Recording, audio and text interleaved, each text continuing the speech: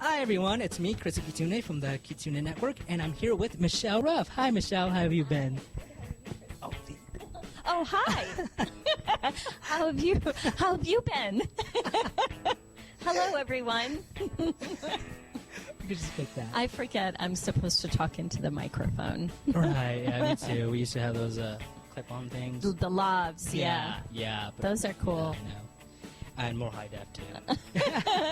So let's get this interview started by asking you, for those viewers out there who don't know who you are, which I have no idea at this point who wouldn't, who are you exactly?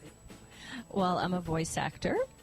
I do voiceover for video games, for anime, for cartoons, and for commercials, and looping, and TV shows, and feature films, and all sorts of that kinds of stuff. And that like you said, that includes anime and... Anime, yep. Video games, so, absolutely. How did you start in that career field? How did you start in that career? Voiceover? Yeah, voiceover. Well, I used to work at a talent agency in Michigan. I was a talent agent, basically, while I was going to college. And I was initially studying to be a video and radio producer. So my boss had gotten an audition in for this radio spot, and he said, why don't you go up for it? And I said, no, I don't really want to. He's like, just go up for it, you're perfect.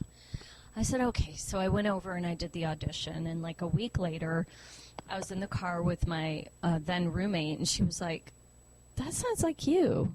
And I'm like, I think that is me. They had used my audition for the radio spot and never booked me. Oh, wow. So I called CL, who owns the agency in Lansing, CL Adams, and I said, those people used my audition for the radio spot. And he was like, oh my gosh. So he called and he got me paid. And that was my first radio spot. Then I just, I moved to Chicago and I started doing theater. And I just got more interested in the whole voiceover thing. Started taking classes, and that's how it all started. Wow, so yeah. It was a snowball from there. It was kind of a snowball, yeah, and then moving to LA, there's so much diversified work in LA. It's like amazing. Like anime doesn't really exist recording-wise in the Midwest, in Chicago and in Michigan. That's really like a localized thing. Like, but here in LA. LA, absolutely. Yeah, LA, Texas, New York, you know. Apparently Canada, too. Canada, You have yes. Media, I think, there. And so being in the position that you are now, you know, with all the popularity as a voice actor, as a kid, do you ever thought that you would become this huge popular voice actress, or? No. I had no clue. No clue at all? Not a clue. So what was your like career option, or you know, what did you want it to be when you were? When I was little? Yeah. I was going to be. Wow, there were so many things I was going to be. At first, I was going to be a physical therapist, and then I worked in a hospital for like a month, and I just couldn't take it. That was just too much. Yeah, I couldn't deal with that. So I said, nope, not going to do that. Then I thought about being a psychologist. So, and that didn't turn me on.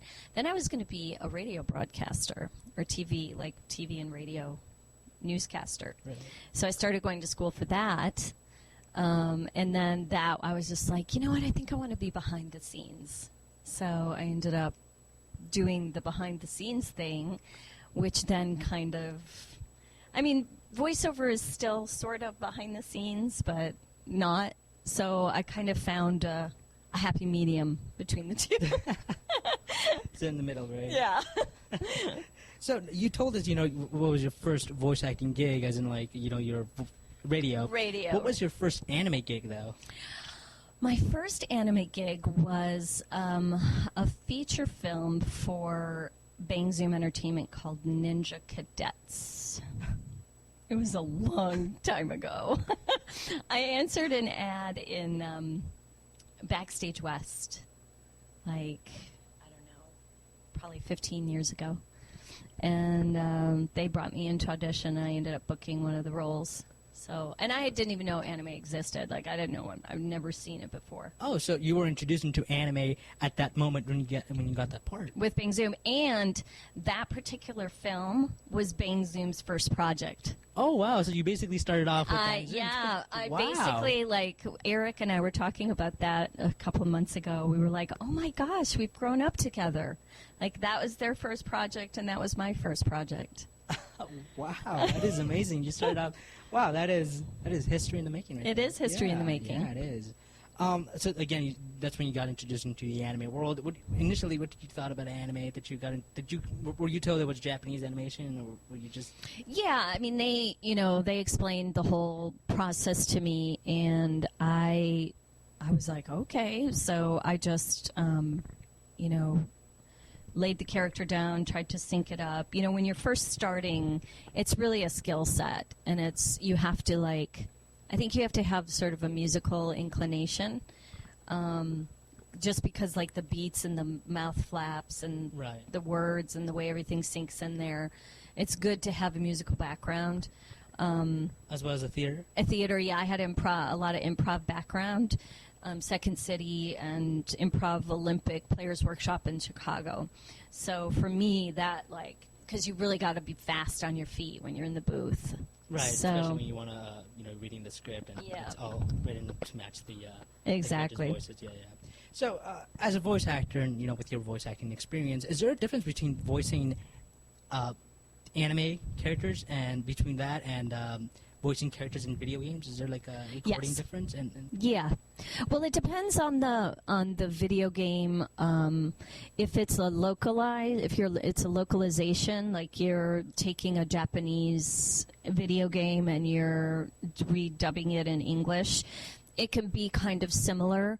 But generally, what happens with a video game is it's timed. Like you'll have a timed line, or like if it's an RPG game, you have just a limited amount of time that you can say one line in, unless it's synced. If it's an original video game, you can it's like original animation where you can just do your own thing. Oh wow! Now is the voice done first and then the animation, or the animation done first and then the voice? For the original animation? Original. Voice is done first, and then they animate to your voice. Oh, okay, okay. And sometimes they do videos so they can get your mouth movements and stuff for the animators. Oh, okay. Now, what was your most frustrating? What's your most frustrating character you've ever had to voice? And now this could be either because you couldn't get the voice right, or frustrating. Yeah. Probably Chii from Chobits. Yeah, and I love her. She ended up being one of my favorite characters of all time, but the initial few sessions trying to dial it in were pretty frustrating because the producer was like, okay, I want you to, it has to be placed at the top of your mouth and back, but I want to hear it nasally and blah. And I'm like, what, do you want me to stand on my feet and stand on one foot and tap my head at the same time? It was just impossible at first. I was like, what are you talking about? But once we got into it, we got used to it. We dialed it in, yeah. We dialed her character in. Now, what are your thoughts on anime and the anime fandom? In what capacity? In the capacity, that me as an anime fan and an otaku, we go to conventions, we dress up, we do fan art, we do AMVs, music videos, we reach out there, and, we want to make a con, we actually make a con, and we go out there. I think it's great. I think whatever makes whatever makes you happy, you should do, That's not my world. It's my world in one sense because I'm, doing the voiceover and the acting part of it, and I like to go to conventions and meet the fans. Interacting. Yeah, it's fun to, meet people and, It's interesting because I find that a lot of people say, you really helped me through a hard time. This character, like Rukia or Sinon, I watched the anime and it really got me through a hard time. Or I was, severely depressed, or I just lost my mom, or whatever the case is. I mean, there's always... You've gotten that before, I've lost my mom. Oh, yeah. Oh, wow. I mean, there's always a story that someone comes with, and it's that, for me, that really makes me feel good that my work is not. Take it for granted. Yeah. Heartwarming feeling. You know? Yeah. Oh, So. Wow. So now you've told us your most frustrating moments in the audio booth. What has been your most funniest? My funniest. Oh gosh. Well, I remember. Okay. Hopefully, Wendy. Do you know who Wendy Lee is? Wendy Lee. She's like one of the most prolific, actors, anime actors ever. We were both at Bang Zoom one day, and Patrick Rodman, he's one of the owners of Bang Zoom. At the time, he was the head engineer. He was really like super shy, but always like talking about, girls and booby. I mean, he's married too. Hopefully, I'm not going to get anybody into trouble. But Wendy Lee and I flashed him in the booth. Wow. We thought he was going to die. Like, die. We both, like, had pretty bras on that day, and we were like, Patrick! I think it was his birthday. We were like, flush red. He was all... Oh my God! Wow, that's one hell of a behind-the-scenes story. That was a good story. Well, going on to what are your thoughts about voicing provocative? That's a good segue. That's a good segue. Yeah. Well, can I just tell you, I'm looking at Sinon's butt crack right now. Speaking of provocative, I'm like, wow.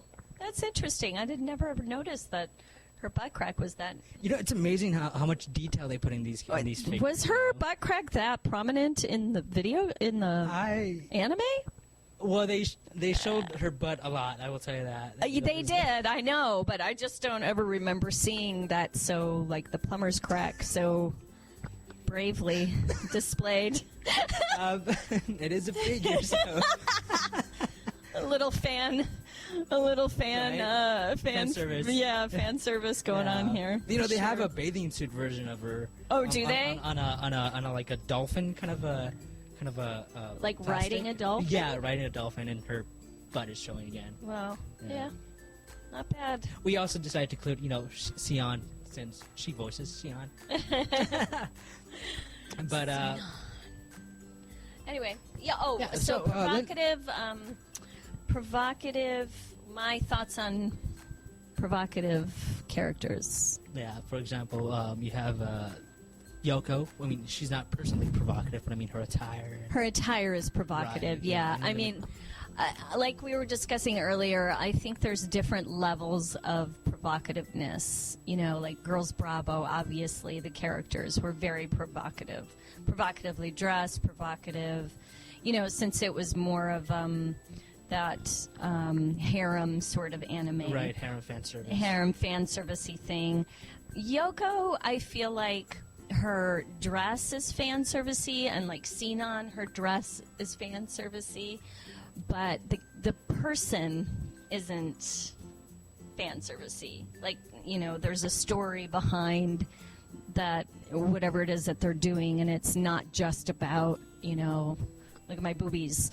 And then there's Fujiko Mine from right, Lupin. She's very, very provocative. She's all provocative, but I feel like Lupin the Third is based off of the Bond series, right. James Bond. So Fujiko is a Bond girl. So she's like provocative, but she's also smart and wily, and she knows how to get her way. And she knows how to use that to get her way.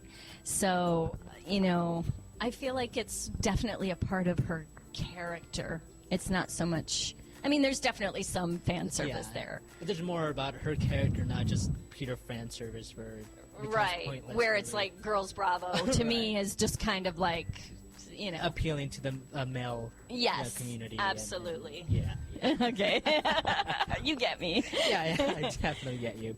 Like Yoko appeals to men and women. Right, yeah. But and so does Sinon, because they're strong. Right, yeah. Both between Yoko and Sinon, they both have a strong persona. They're both strong people. Strong women. Strong women. More, and they also have that appealing to the male gender, you know. So Exactly. It's a balance between both, not just one. Right. Right, yeah. Was there a role that you played that was hard to leave, either because the show ended or because simply you couldn't do that character for any other reason? Yeah, I mean, Rukia, for I had a feeling you were sure. gonna say Yeah, that. I mean, just because it was such a long span of time of my life. We recorded for 7 years.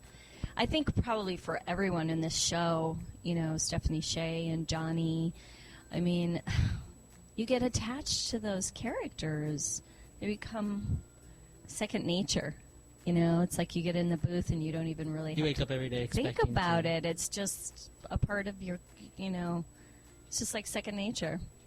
You wake up every day hoping that you'll probably do the voice, or, you know, going in to do the voice, or... No, I mean, no, because there's a lot of other projects and things that fill my day, but I just really have an affinity for her. So it was sad when it was over. Womp womp. Yeah, I can relate to some anime that are over, and then I wish they had continued it. Or Like what? there was an anime called Utawatari no Mo, and it was an anime that was dubbed by ADV. In Texas? Yeah, Yeah. yeah, where the headquarters actually it was now defunct. Unfortunately, yeah, now it's Funimation took over the world. No, actually, it was another one that wasn't Funimation. Yeah, you know what? Yeah, you're right. Yeah, it I was think Funimation. Funimation. It was a sister company to Funimation who took over the company. It Oh, was Sun. okay. No, Sentai. Sen In something. Texas? I think so. Yeah. Oh. Yeah. Luckily, though, I'm not as familiar with the Texas crew. Other than Funimation, of course. I mean, I know Funimation, but Right. I've only done one project for them, and it was Fujiko. Oh, right. Yeah. So, yeah. Do you have your own method of voicing characters, like your own? Yeah, that's a good question. It's very physical for me, creating a character. It's, you know, generally you get like a few things that are like, okay, the character is this, and this, you know. But really, those things, it's not about from here to here. It's like embodying that character completely, and I think that's where a lot of improv skills come into play too, because you can easily acclimate to that. So I use my improv skills a lot to create characters, and I really physicalize a lot. So it's more about movement in the audio. Movement and how would I stand? How would I walk? And this, of course, all relates to the emotion of the character. What Exactly. she is feeling at that moment. Right. If she's shy, she's more, you know, oh, well. Or if she's bold, you know, she's chest forward and strong, you know what I mean? Right, There's a right. physical attribute for the way things can sound vocally. You know, you put that physical attribute into your voice. Right. Are there any current projects you're working on, or is this something that you can't say? Well, we just wrapped Lupin the Third, the new blue wow. coat. Yeah. Hopefully, I can. It's okay to say it. Oops. I mean, I think it's fine because Richard Epcard is directing it, and he announced it on his Twitter feed. Oh, So if he announced it, but he was like, I hope it's okay. I didn't ask. And I'm like, well, I retweeted, so hopefully it's okay. Nobody told us we couldn't talk about it, so. loophole right there. Yeah, but the whole crew is back to the original crew is back together. Tony wow. Oliver as Lupin, me as Fujiko, you know, Richard Epcar as Jigen, Lex Lang as Zenigata, or not Zenigata. I'm having a brain fart about his character name right now. And then Doug Erholtz is taking over Zenigata because the original Dan Warren moved, so he's not in LA anymore. Other than, you know, that project, is there any other projects that you're working on? Or Was there any other projects I'm working on? Not really. I mean, Sailor Moon. As Luna, You know, right? as Luna. Those are the only two animes that I'm currently recording. So I'm doing a lot of feature films and TV and stuff. A lot of commercials? No commercials right now. Mm-mm. By feature Oh, film, I am doing. I just booked a video game, but I don't think I can't talk about it.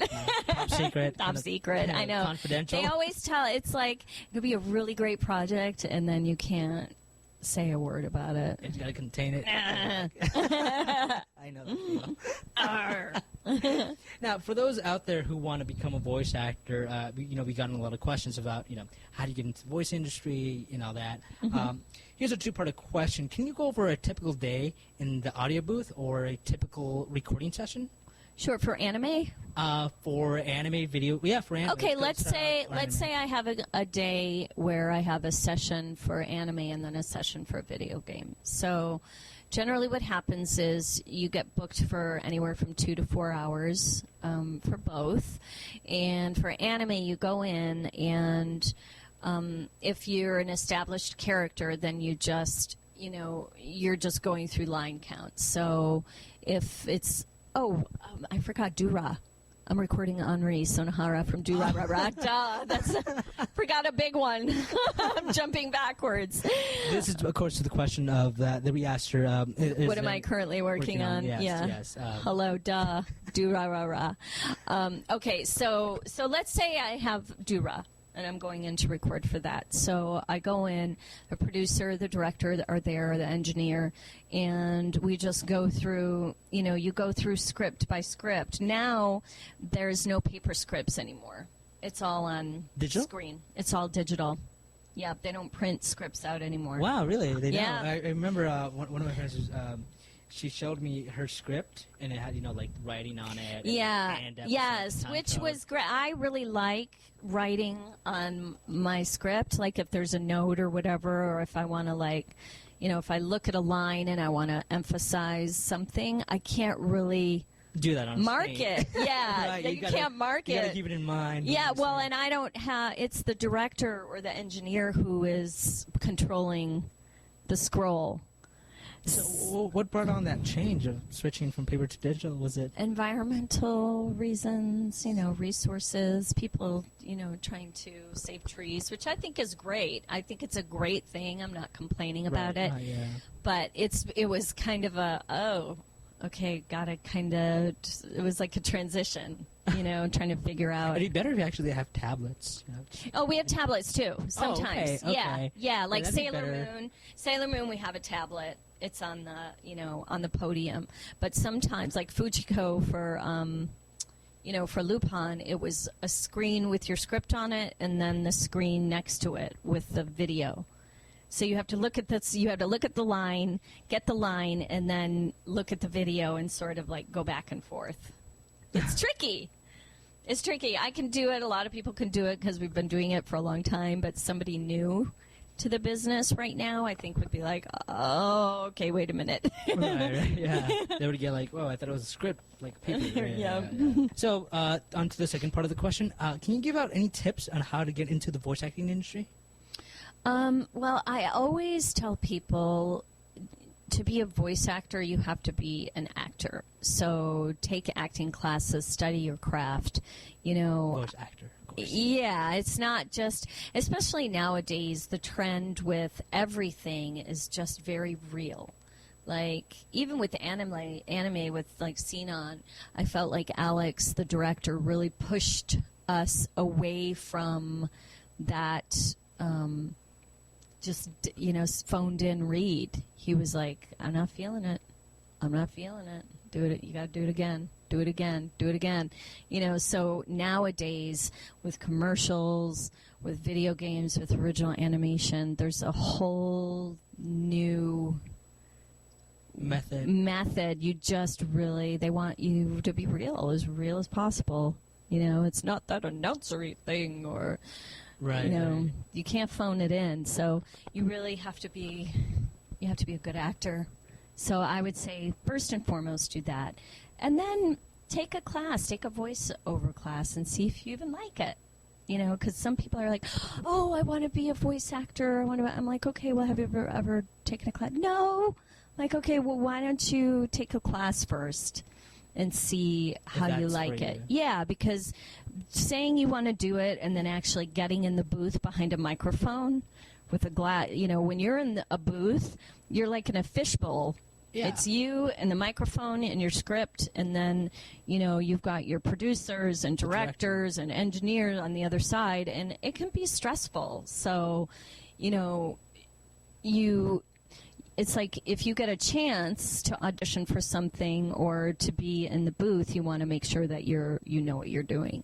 So I say, study your craft. And the other thing I always say is don't ever let anybody tell you can't do it, because you can't. I had people, like, when I first moved to LA, some bitchy agent guy was like, well, your S's are too sibilant. He told me my S's are too sibilant, and I was never going to make it in the business. I was like, excuse me?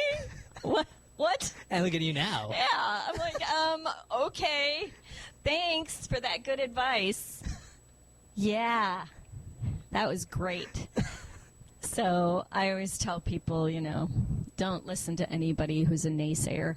As long as you're practicing. It's like with anything. They say if you practice for 10,000 hours at anything, you become good at it.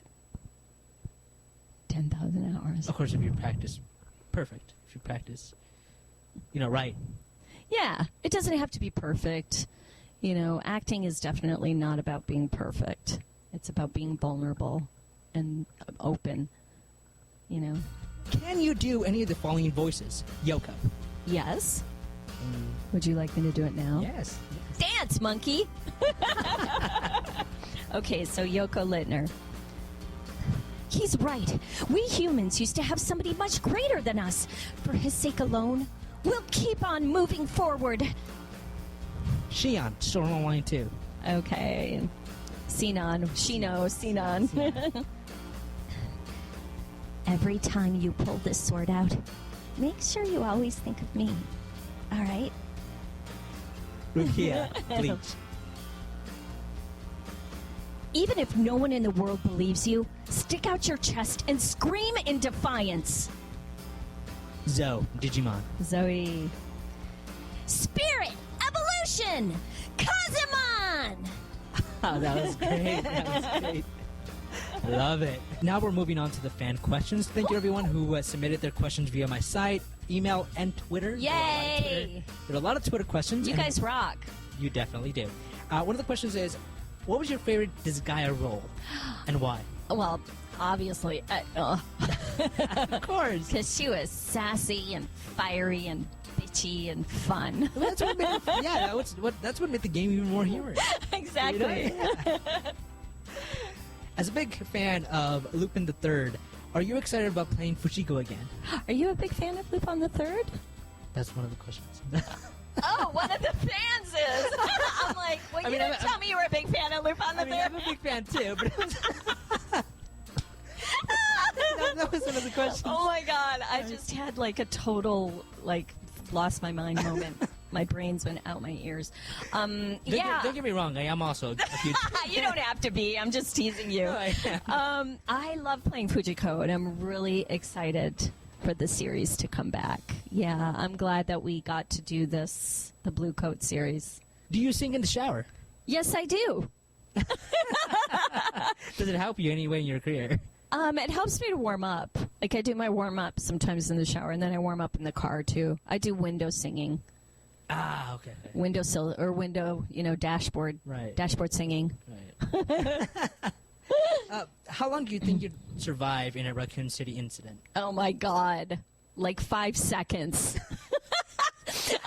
I wouldn't even last a second. Oh, I'd not probably just go even. out the window and they'll just eat me up. Oh yeah, I played the video game. I played not Raccoon City. I played Revelations, and I was the worst. Like I couldn't get the controls right. I couldn't do anything. I was like, oh my God, I think I died like probably within the first 5 seconds. Or got turned into a zombie. I don't know. If Bleach were to return, would you consider to be the voice of Rukia again? Heck yeah. I would be mad if they picked somebody else. I'd be like, what the? I'm Rukia. I'm still alive here. Yeah, hello. Were there any challenges voicing Blaze Blue's Carl Clover, playing the boy? Not really. I mean, playing boys are really kind of in my wheelhouse. Right. So, yeah. So, I can't really do over, like, age 12. Like, once you hit that puberty phase, I don't do that as well. I can, but that's, yeah. So that was perfect for me. if you were given the choice to voice an X-Men character, who would you pick and why? Ooh. Wow. God, I mean, I would love to say Wolverine, but that's not really like, because I love Hugh Jackman so much. He's so amazing. Like, what an incredible actor, you know? But yeah, I don't know. They're all so amazing. Storm? I was hoping for Storm. You were hoping for I was Storm? hoping for Storm. She's pretty badass. We agree on something. Yes. Well, okay, you guys, unfortunately, we ran out of time. Thank you so much for watching this interview, and of course, thank you so much, Michelle, for coming all this way Thank to you, be interviewed Krista. by us. Of thank course. you so much. And of course, I'm a huge fan of Sinon. Oh, yeah. thank you. Yeah. Right on. If you guys Thanks are for watching. Thank you for watching the Kitsune Network. Please check out our interview.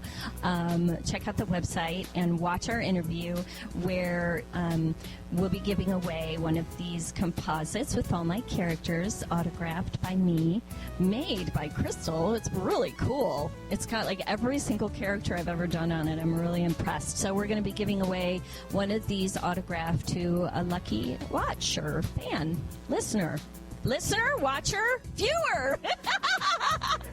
I speak English.